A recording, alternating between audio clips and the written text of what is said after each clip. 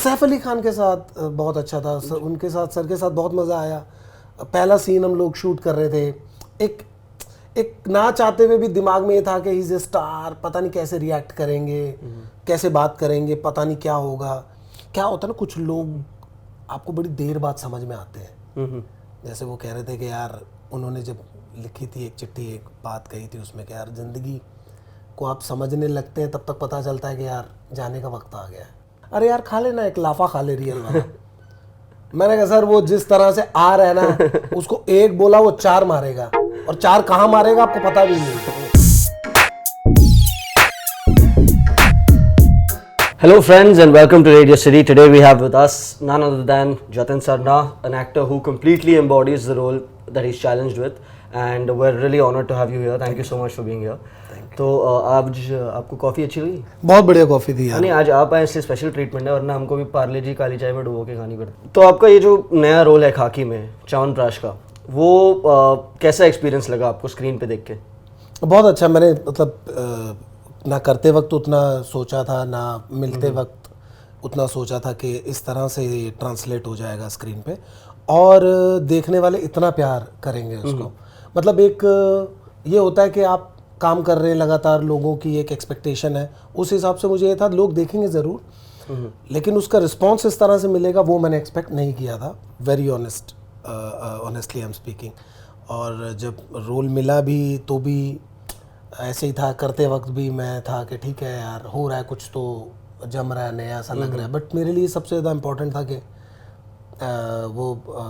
उसकी भाषा और वो कैरेक्टर के बहुत सारे लेयर्स हैं।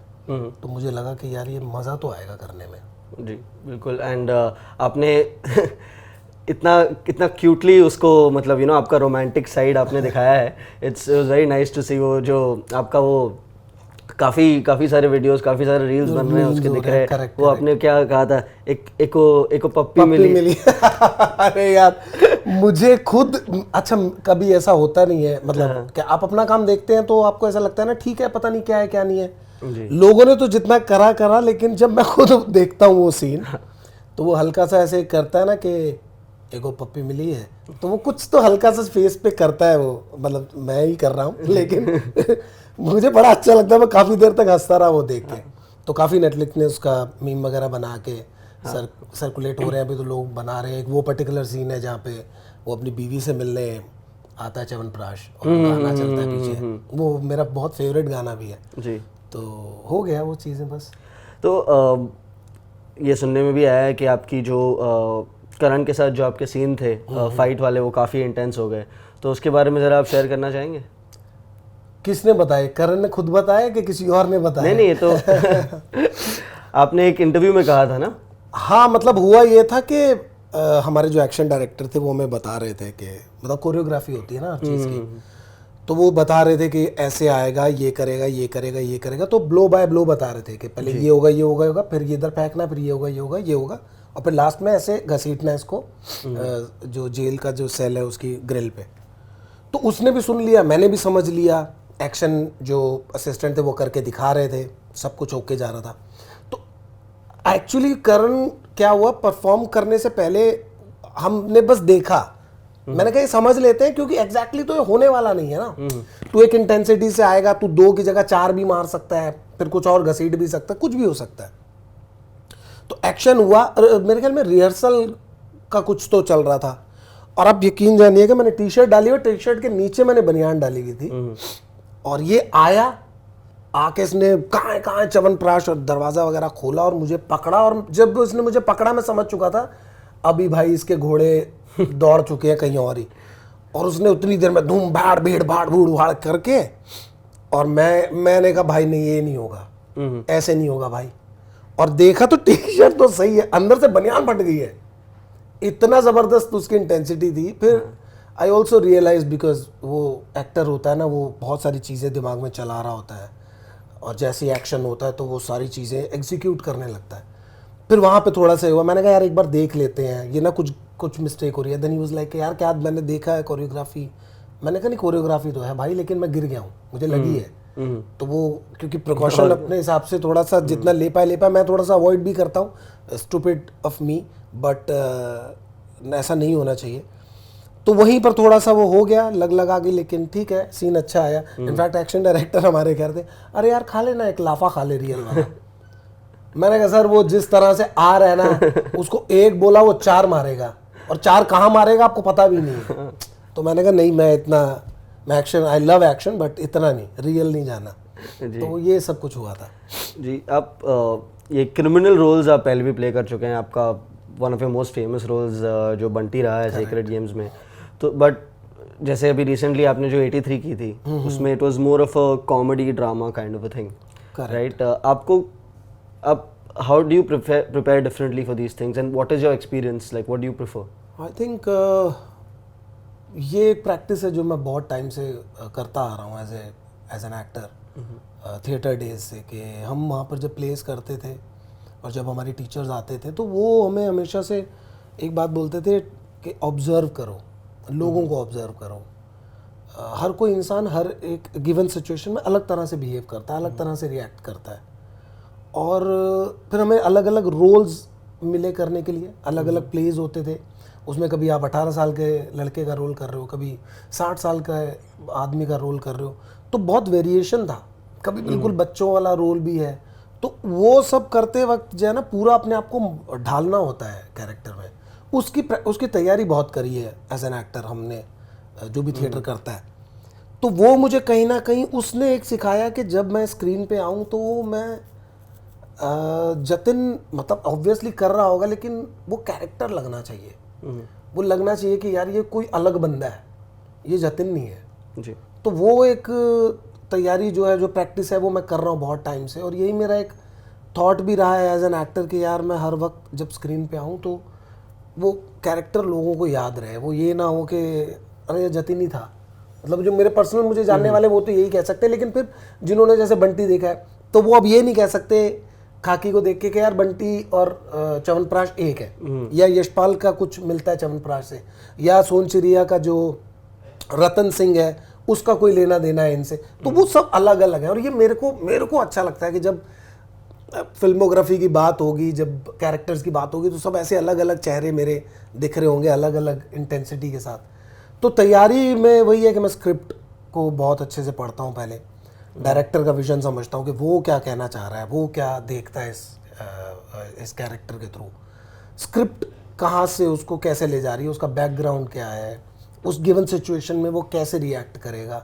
तो ये सारी चीज़ें प्रैक्टिस के दौर में रहती हैं, और उन्हीं में से पढ़ते पढ़ते उसको बार बार उस पर ध्यान देते देते कैरेक्टर आता है।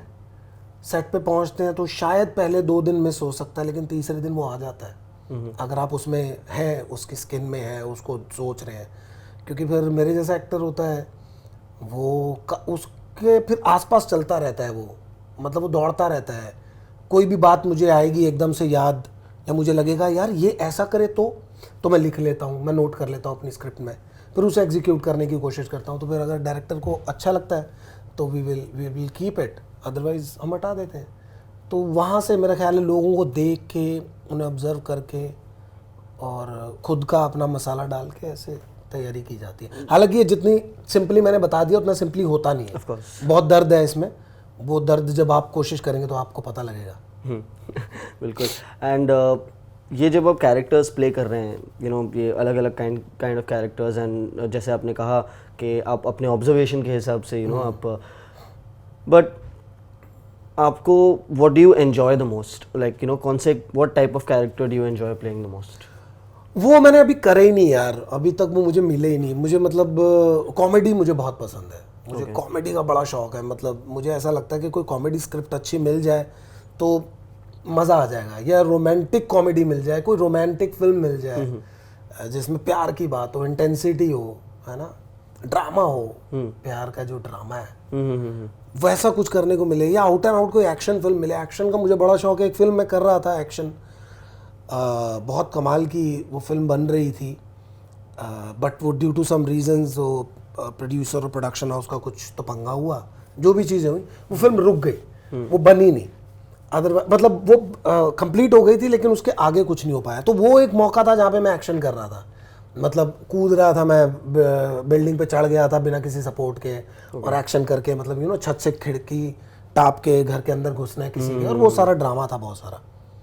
तो ये सब मुझे बहुत पसंद है। कॉमेडी का मुझे लगता है कि एक अच्छा जॉनर है जो मैं ट्राई करूँगा तो मुझे मतलब मज़ा आएगा, लोगों को भी मज़ा आएगा, क्योंकि हाजिर जवाबी का खेल है ना सारा, तो उसका बड़ा मज़ा आता है। तो मैं कई जगह कोशिश करता रहता हूँ अपने बाकी कामों में कि पंच कुछ ले आऊँ या कुछ कर दूँ। जैसे मेरठिया गैंगस्टर एक फिल्म थी, उसमें मैंने बहुत ट्राई किया क्योंकि उसमें स्कोप अच्छा था संजय फॉर्नर के पास। तो वैसे कुछ रोल्स मैं ढूंढ रहा हूँ, अभी वो मिलेंगे तो। राइट, बट यही एक बात है कि जो हमें पसंद है वो नेचुरली कहीं ना कहीं तो दिख ही जाता है। जैसे आपको कॉमेडी इतनी पसंद है, आपने चलो इंटेंस रोल्स किए होंगे, बट आपके अंदर की कॉमेडी वो दिख ही जाती है। आपके कितने सारे आइकॉनिक डायलॉग्स हैं। करेक्ट। जैसे एक आपने मिस कर दिया जो मैंने स्टार्टिंग में बोला था, पार्ले जी चाय काली चाय में डुबो के। वो बट वो बिल्कुल उसका सारा क्रेडिट अनुराग सर को जाता है, उसमें मेरा एक पैसे का सिवाय डिलीवरी के कुछ नहीं है। और उस वक्त तो मुझे भी जोक समझ में नहीं आ रहा था क्या जोक है। तो मैं सेकंड सीजन शुरू होने वाला था, वो पहला दिन था शायद मेरा, और हम छत पे वो डायलॉग उन्होंने बोला, ओए तू ये बोल काली चाय में पार्ले जी डुबो के खाना पड़ रहा है। मगर मैं सोचता रहा बड़ी देर तक, मैंने कहा यार इसका मतलब क्या हुआ। हालांकि उसका मतलब ये गुर्बत है, मतलब गरीबी चल रही है, फाकते हो रखे हैं जो भी है, मगर मुझे नहीं समझ में आया। मैंने कहा अब क्या पूछूं, क्या बहस करूंगा इससे। मैंने कहा जो गुरुजी कह रहे हैं वो ठीक ही कह रहे हैं, तू चुप करके कर दे। मैंने डायलॉग बोला, दैट्स इट। इतना मेरा क्रेडिट है कि मैंने डायलॉग बोला, बाकी सारा क्रेडिट अनुराग सर का है। तो मतलब आपने काफ़ी बहुत अच्छे एक्टर्स डायरेक्टर्स के साथ काम किया है, आपने अनुराग सर के साथ काम किया है, आपने रणवीर सिंह के साथ काम किया है, आप मतलब मनोज वाजपेयी सर के साथ काम किया है, आपने नवाज सर के साथ काम किया है। बिल्कुल। तो एंड आपने अपने रोल में काफ़ी फिर भी स्टैंड आउट किया है। लाइक मैं सीक्रेट गेम्स देख के मैं बंटी नहीं भूल सकता। जिस तरीके से बंटी अंदर आता है और जो खौफ फैलाता है, और जो उसकी अब मैं वो शब्द तो यूज़ नहीं कर सकता इसमें, बट क्योंकि फिर पहुंच गए, मैगी खानी पड़ेगी मुझे जिंदगी भर। हाँ, तो who has been your favourite to work with? I think Nawaz भाई के साथ बहुत मज़ा आया, मनोज सर के साथ बहुत मज़ा आया। ये दोनों के साथ अच्छा वो रहा ट्यूनिंग, क्योंकि एक तो सीनियर एक्टर है, इतना अनुभव है, ईज़ है, मतलब कभी ऐसा फील नहीं होने देते कि ये क्यों कर रहा है, वो क्यों बोल रहा है, ऐसा क्या वैसा क्या, ये मत कर वो मत कर, तुम बोलो तुम करो, वो आपको सपोर्ट करेंगे, वो देते हैं आपको मौका कि खेल बेटा खेल। तो वो मुझे बहुत अच्छा लगा, वो जो सपोर्ट सिस्टम मिला वो मुझे बहुत अच्छा था। उनके साथ काम करके काफ़ी मज़ा आया। तो ये दोनों लोग हैं। सैफ अली खान के साथ बहुत अच्छा था, उनके साथ सर के साथ बहुत मज़ा आया। पहला सीन हम लोग शूट कर रहे थे, एक ना चाहते हुए भी दिमाग में ये था कि इज़ ए स्टार, पता नहीं कैसे रिएक्ट करेंगे, कैसे बात करेंगे, पता नहीं क्या होगा, but he was very cool. मैं गया था अपना जो मेरा घर बनाया था वो देखने के लिए मैं गया हुआ था कि यहाँ रहता है बंटी ऐसे करके, और वहाँ उनका सीन शूट हो रहा था। तो समेडी इंट्रोड्यूस मी कि सर ये जतिन सर ना is playing Bunty and Saif sir, और ऐसे, और वो बड़े प्यार से मिला, ओ वाह एंड ही सेड कि ही इज टू यंग, क्योंकि उसमें मैं 55-50 साल का भी एक आदमी रोल प्ले कर रहा हूँ। और जब मैं गया था तो क्लीन शेव और वैसे गया था, बट फिर हम लोगों ने वो शूट किया, मड में हम लोग शूट कर रहे थे उसका, और शाम को मिले एंड वो अपनी शॉर्ट्स में ऐसे घूम रहे थे, and then he came up and said के या करते हैं, लाइन करें क्या। मैंने कहा सर मैं तो बोल ही चाह ही रहा था कि लाइन कर लेते हैं। दोनों ने लाइन की, वो इंटेंसिटी बिल्ड हुई, and he was looking happy कि चलो ठीक है, अच्छा मज़ा आ रहा है। और वो सीन शूट हुआ and he was very composed, बहुत ही ज़्यादा जिसे कहते हैं ना कि दे रहे हैं आपको बैटिंग करने को, दोनों बैटिंग कर रहे हैं, तू भी खेल चल, तू भी मार। तो उनके साथ भी बहुत अच्छा अनुभव रहा, रणवीर के साथ बहुत अच्छा अनुभव रहा, सबके साथ मज़ा आया इनफैक्ट। राइट। तो अब ऐसा कौन है जिसके साथ आप काम करना चाहेंगे, जिसके साथ आपने काम नहीं किया? यार मुझे अफसोस है उस बात का तो कि वो मौका निकल गया मेरे हाथ से, और वो एक ही है मरूम इरफान खान साहब जी, उनके साथ ही काम करने की इच्छा थी। और क्या होता है ना, कुछ लोग आपको बड़ी देर बाद समझ में आते हैं। जैसे वो कह रहे थे कि यार उन्होंने जब लिखी थी एक चिट्ठी, एक बात कही थी उसमें कि यार ज़िंदगी को आप समझने लगते हैं तब तक पता चलता है कि यार जाने का वक्त आ गया है। राइट। तो मुझे लग रहा है कि जब तक मेरे को इरफान साहब का वो चढ़ा भूत, जब मेरे को इरफान साहब मेरे पता लगने लगा कि यार ये आदमी है क्या,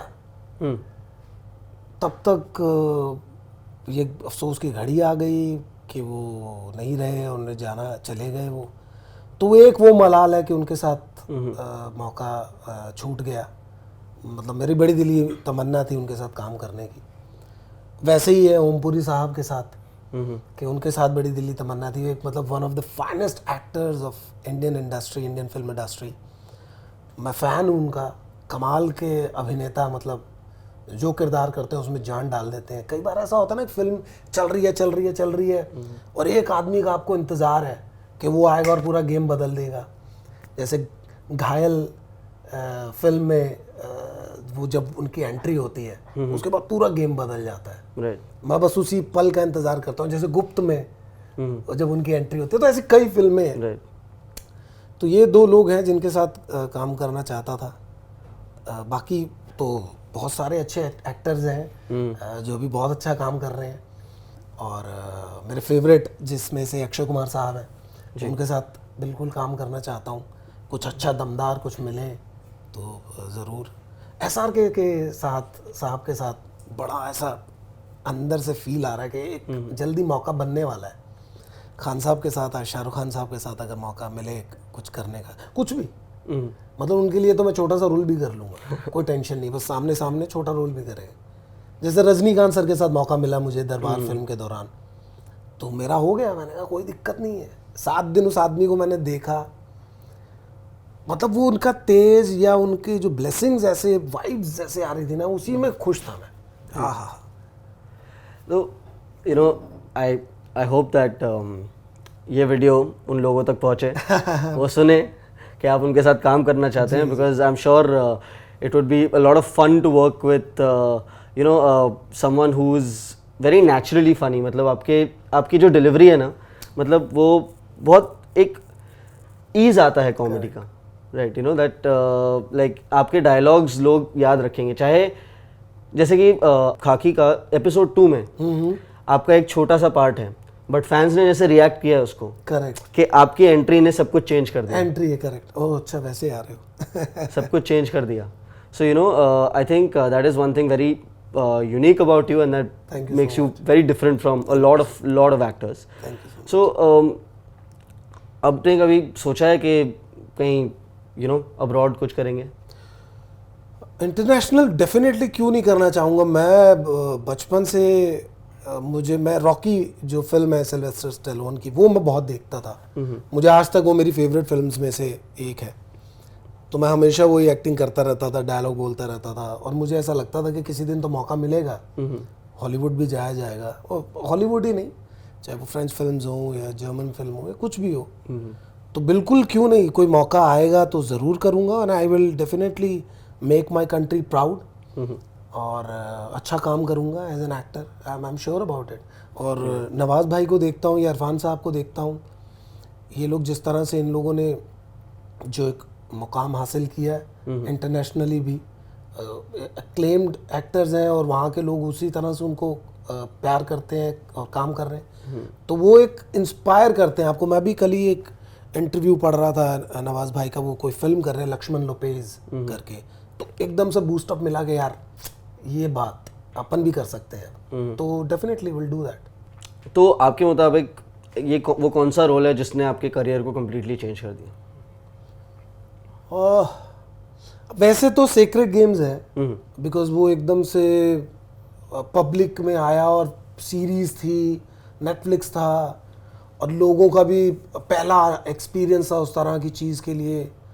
हालांकि टीवी पे उस तरह की सीरीज टाइप वगैरह आ चुकी थी, युद्ध आ चुका था, एक और अनिल कपूर साहब का एक सीरीज़ थी वो आ चुकी थी, बट इस तरह से OTT पे वो पहला था, तो लोगों में चर्चा ज़्यादा हुई, लोगों पे एक्सेस ज़्यादा हुआ, उन्होंने देखी, तो वो ऑटोमेटिकली रातों रात एक वो बन गया। बट आई थिंक सारी कहानी शुरू होती है मेजरली सात उचक्के से, ओके क्योंकि सात उचक्के फिल्म मैं दिल्ली में था और उस फिल्म के लिए मैंने ऑडिशन दिया। हालांकि जब मैं ऑडिशन देने गया तो बहुत भीड़ भी थी और एक पेज पे एक डायलॉग था जो बेसिकली उसका मेजर डायलॉग है बब्बे टशनी का।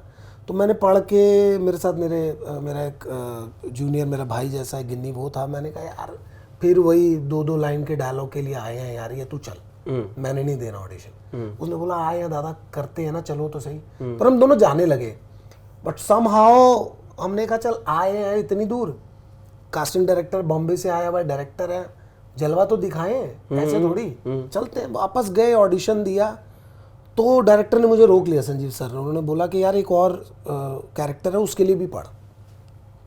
मैंने उसके लिए दिया, फिर उन्होंने फाइनली मुझसे ये दोबारा करवाया और बोला थोड़ा आराम आराम से ठहर के कर।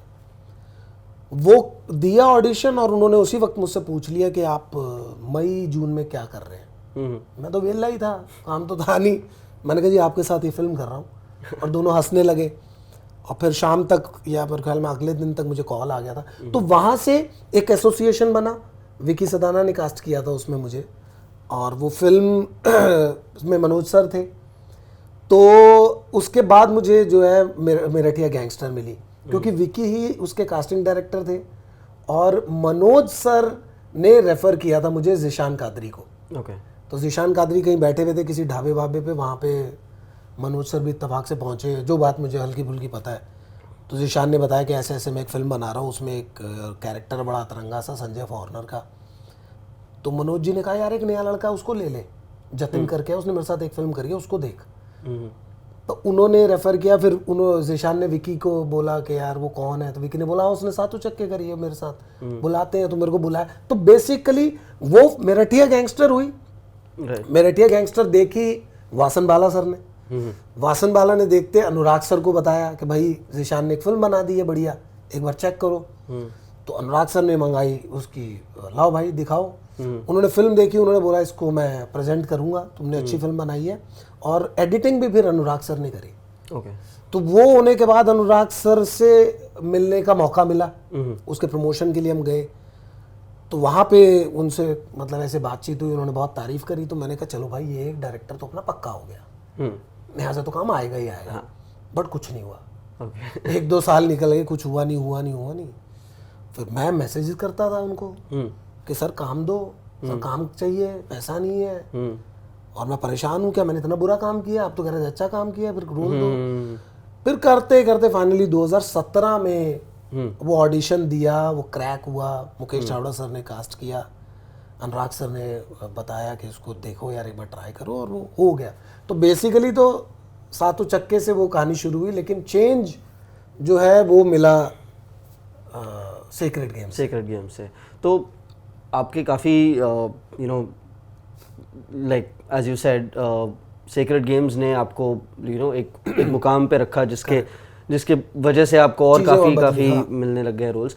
तो आपके लिए what do you enjoy more, playing something in a like a series और अ फिल्म?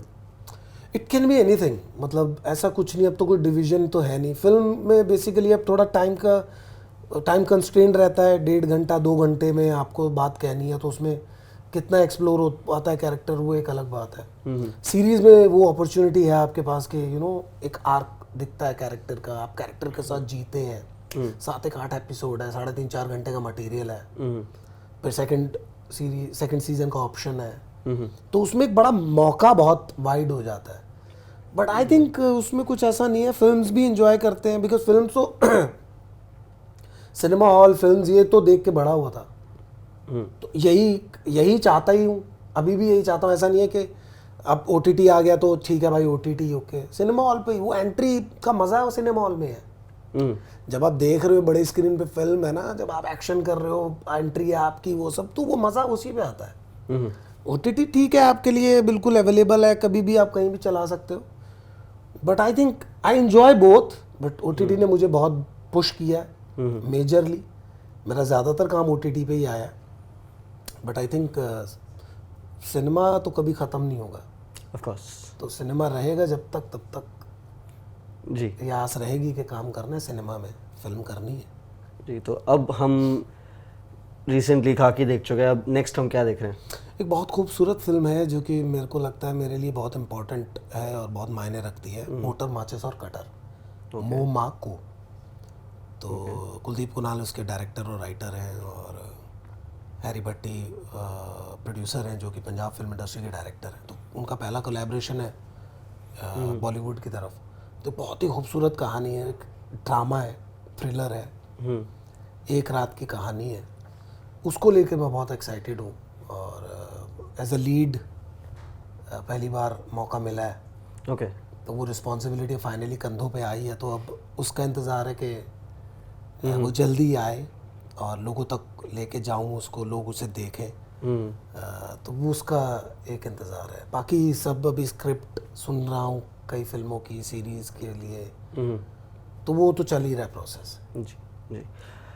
आपके साथ बात करके बहुत like you know I was very happy when Simran told me that I have Jatin sir, he would like to come for an interview, and I was like my god, मुझे तो लगा कि such an opportunity I'll have to really try a lot, very hard for, but luckily it fell into my lap, and I'm so glad for it, and everyone's been delighted to see you here, so thank you so much for being here, and we hope to see you again. Definitely. Or looking forward to your film. Thank you so much. Thank you. Radio City.